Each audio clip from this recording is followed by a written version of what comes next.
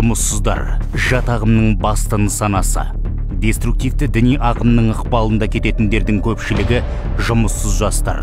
Олардың 90%-на әлеуметтік желдер ықпал етуде, ал 70%-дан астам өзінің діни сауатын интернет арқылы ашады екен.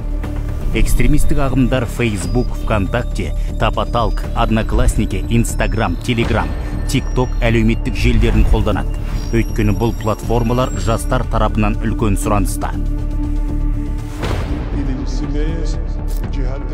Деструктивті ұйымдар адам санасына әсер ететін психологиялық әдістер мен заманауи тактиканы жетік меңгерген. Жастарға онлайн ойындар, форумдар, жабық чаттар арқылы тұзақ құруда. Өздері дайындайтын контенттің тақырыбы да мемондалап тұр.